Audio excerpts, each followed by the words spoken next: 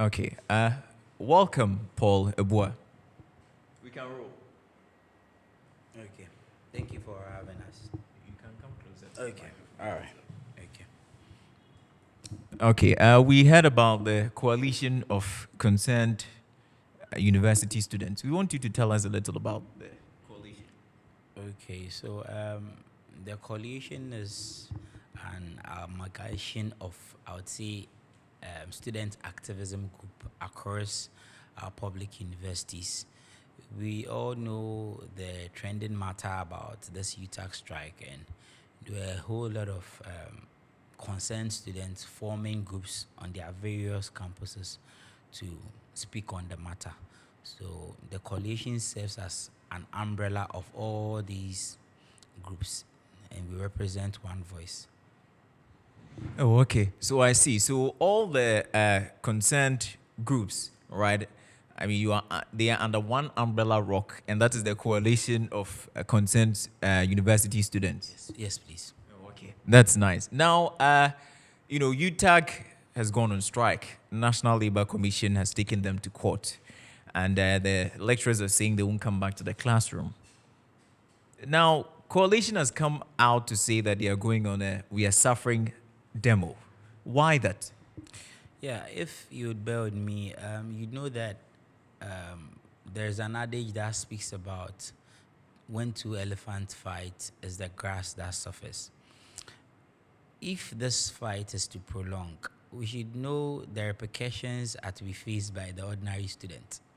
So we always keep on saying that what wrong have students done for them paying exorbitant fees and waiting for their lecturers to teach them. And we strongly believe that it is the same fees that they do pay that the employer, which is government, in partnership with the management of universities, use such monies to run the universities. So what wrong have they done to suffer all these repercussions? That's why we are saying that students are suffering, because already we believe students are not even getting access to their student loans. Students have a very much difficulty in accessing scholarships. And if parents are to even try their possible best to pay their fees, why should they suffer the outcome of a government and UTAG impasse? We believe students are suffering on this matter. Okay, so now it looks like you are also siding with UTAG against government. Because if you are doing a demonstration against government, you mean that government should do something to let UTAG call or cancel the strike, which means that in actual fact, you are trying to say that government should address the concerns of UTAG. So are you on the side of government or you on the side of UTAG? You see, the honest truth about this matter is not about choosing sides. If I speak to my other leaders, including Paul and other conveners, that we should side government, does it solve the matter? If I discuss with them that we should side with UTAG, does it solve the matter? Have they called off the strike? No. It's a common collective voice that the students are speaking that they deserve better. And we believe, since government is the employer, if there are any bold steps to be taken, it still lies on the onus of government. So if UTAG are prolonging not to call off their strike, the big question is that what is government doing to motivate them to call off the strike? And even if they are to call off the strike, will they be satisfied enough to return back to the classroom with the zeal and passion that they used to teach these university students of ours? Should UTA call off the strike and return back to the classroom without passion and zeal, missing lectures and all that? Is that what we expect? No. Calling off the strike even includes a well-motivated UTAG members returning to the classroom with higher level of motivation and passion. So we are not siding with government or UTAG. We are siding with our own selves, fellow university students, that look, if we continue speaking about individuals asking us that, are you on party A side or party B side, which is either government or UTAG, that wouldn't solve the matter. If both parties are to sit on the negotiation table, do away with the entrenched positions, we would not be demonstrating tomorrow. I could speak on authority that if UTAG is to call off the strike today, we would even not embark on a demonstration tomorrow.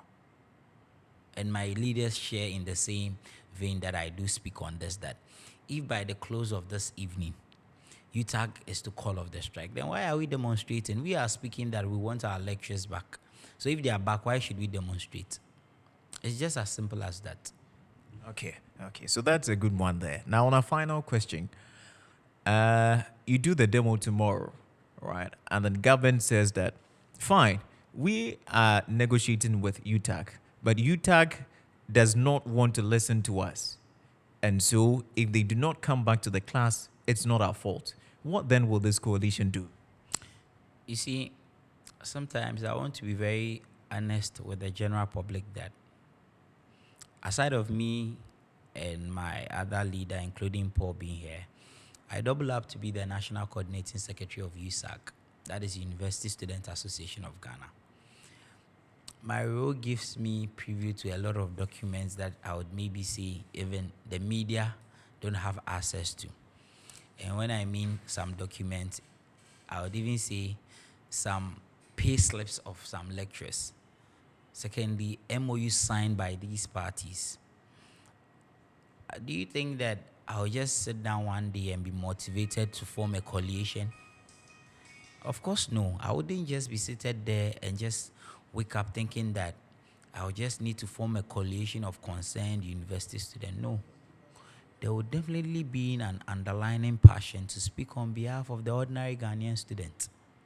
So I want things to be clear enough that it's due to how we have followed all this negotiation process, how we have exhausted stakeholder engagement. And from where we sit, or from our view, I would reiterate that we believe that government has been insensitive to the grievances and plight of lecturers. Why do I even say that? In August last year, 2021, UTAG embarked on a strike. The media was aware. Other relevant stakeholders were aware. It persisted for, I would say, like a week or two. They went back to the negotiation table. They called off the strike.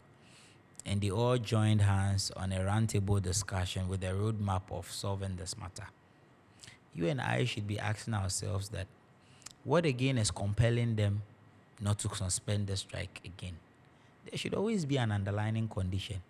We shouldn't behave as though these UTAG members that are lecturers are so full of themselves that they don't want to suspend the strike. Are you sure that if their employer is being reasonable with them, they will still be happy to be at the house or still be on strike? These lecturers equally have kids that are at the university.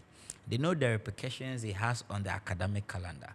They know the repercussion it has even on the mental stability of a final year student hoping to graduate this year, and if care is not taken, the person might graduate next year. Let's speak on the matter as it is. Let's be honest with their demands. And I am sure that if government is to even meet them halfway, they would comply. UTAG as a professional body is not bigger than journalists or doctors or other professionals. There are equal associations of professions that keep on demanding for conditions of services. And day in, day out, government is able to meet them on the negotiation table. So what is preventing government or the employer from meeting them on the negotiation table? Okay, so that means that you also have the consent of UTAG at heart as well. You see, I'm a medical individual. I'm a certified medical laboratory scientist. And I speak from a health perspective. The honest truth is that if a lecturer is not sound in the mind, you might see him smiling, you might see him teaching you, but deep down in the heart, he is so much disturbed. If we are to consider all these, we might be fighting for UTAG, but I don't speak on behalf of UTAG. I'm not a communicator for UTAG. I rather speak on behalf of the student. And I am speaking on the matter on which they convey to me and my leaders. And they are saying that they are unhappy in a sense that they are scared that might not graduate this year, especially to the final year students. For the level 100s, I pity them much because they've never even tasted how tertiary education is. They are just gallivanting on campus. Some are even gone home. So be in their shoes. You've gotten admission to University of Ghana, Legon, KNUST, UDS, UCC. Your friends might not even have gotten admission. You are there to even share experiences of how teaching and learning process or procedures will be. And your lectures are on strike. Have you ever thought of being in their shoes? You might think that people will say they are rather happy. They are not happy. Who will be happy to pay the fees of his or her ward and their lecturers and teachers are on strike and the person will be happy? In as much as the students are aggrieved, it also applies to their their parents, their guardians. Their guardians are worried. They took loans, they worked hard to pay these fees. So I will encourage each and every stakeholder to speak on the honest view of the matter. Let's stop blaming people being politically motivated, blah, blah, blah. It wouldn't solve the matter. If we move on the negotiation table with honesty, with genuine concerns, it will be a better roadmap to solve this issue. Okay, so you mean that both UTAG and government would have to agree on a census, or they will have to come with an agreement whereby both sides are comfortable with, I mean, they bargain and then both sides are comfortable so that they get back to the class and then everything is back to normal. That's what you're trying to say. Exactly. Let me pass this comment. If UTAG is to call off the strike today and they go back to the negotiation table and they are not satisfied, do you know that they still have the right to call on another industrial strike? Do you expect UTAG to go back to the negotiation table and next week they will tell us that they're on strike again? We should look at the long-term solution. So with the demonstration whether we are embarking tomorrow, in our petition, as intellectuals, we believe university students are intellectuals. We have a higher capacity of analyzing issues. We've given government suggestive solutions. We are not saying we are brilliant than government, but we are saying that in our capacity as intellectuals being university students, we are giving them suggestive solutions. If they are to consider these suggestive solutions, it will serve as a contributing factor in the long-term resolution of solving this matter. Okay, so you mean that you are trying to admonish the government in ways within which you believe it would help solve the whole problem in the long run solution. Yeah, exactly. Okay. Thank you very much, George Abua. Yeah, Kofi George Eboa. Kofi George Abua. Would you like to add a few words in addition to your other colleague? Exactly. I would want to touch on the economic impact of this strike. When you go to the university campus right now, the number of taxis that used to run on campus to get money to feed their families, most of them have parked their cars or they have to get other places to work. I am in Winneba, University of Education Winneba. When you get there right now, Winneba Market, you might not get tomatoes, might not get pepper, or any food stuff. So we are saying that this strike or the demonstration that we want to go tomorrow, it is not only for students, it is for the ordinary Ghanaian who is suffering. The teacher who suffers to pay the fees, exorbitant fees of his child in the university, the nurse, the traders, the police, any ordinary Ghanaian who works and takes care of his children in school. Everybody is part of this demonstration, and all of us should be worried that up to this point, government has not said anything, and our lecturers are still at home. So there are so much into this, the economic aspect. When we are going to go much into it, you see the implications that the strike has on the ordinary Ghanaian. Okay, thank you very much. If I understand you well, you're talking about the implications or the effects it has on the other sectors of the economy, right? Exactly. Okay, thank you very much. That event where positive response is not given to this petition, looking at where there is this regulation that after 21 days, if nothing is really done tangibly on campus, that means that universities would have to close down. So in an event where government refused to do anything positive or respond to this petition that you're supposed to submit, what will happen next? It's so simple. What we say is that the world is watching, or the general public are all observing. I would want to state that before we came to a conclusion of a demonstration, we've been able to engage relevant stakeholders. We've been able to ask questions. What is the matter? What is the problem? What is preventing UTAG from going to the roundtable discussion? After this demonstration and government feels we are not loud enough for them to take quick steps to solve the matter, we leave them in the hands of the general public. If government will sit down and allow the universities to close down and for students to return back to their homes, to their parents, then it lies in the onus of parents to also speak up. We as student leaders have done our part. And I believe after a demonstration, what else do you expect me to do? I'm not a government official. I'm not close to the president to influence his decisions or close to anybody on cabinet to influence their decision. But I'll definitely have to do my work as a national student leader, which is speaking on behalf of my students, being the voice out there, the collective voice out there. And the collective voice out there is them wanting their lecturers to return back to the classrooms.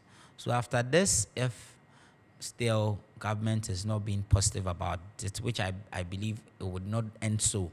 You see, we all know what a demonstration can be like, meaning when we are to be ridiculed by international bodies and the international media. I believe government don't want to go to that extent. I would say this on the purpose because I'm on record. I engaged an international student and the comments she spewed were very disheartening because they see Ghana to be quite different from other West African countries. And if I would use in quotes, a mere UTAG strike is not being handled by government, then what about other working unions striking together? I mean, striking at a goal. So not being lecturers, nurses, doctors, all of them striking at a goal. Would they be even able to handle it? So this shows government that if they need to depict leadership, this is the time. It is now or never. If they need to depict leadership to the ordinary Ghanaian and general public, this is the time that they need to seize the opportunity and depict such selfless leadership they've always been preaching about. So we believe there will be a positive outcome after this demonstration, and we are extremely optimistic. And let me add to that. My brother is too liberal on this issue. I believe, and sometimes we should be radical at a point. If after this demonstration tomorrow, that is why I am very happy that it comes in the early days of the week. That's tomorrow, Tuesday. So by close of the week, if nothing positive comes up, we will organize another demonstration. So there will be series of demonstrations, demonstration upon demonstration to ensure that our lecturers come back to lecture halls for academic activities to continue, because we don't have any power to bring our lecturers back either than the demonstrations. So if this demonstration does not yield the needed result, we organize another one. And if that one doesn't bring another positive result, we'll organize another one. So that's why I'm saying that the point, you need to be radical than being liberal. Okay, so it will go on and on and on. You won't give up on putting the government on its toes. Okay, sure. Thank you very much. Okay.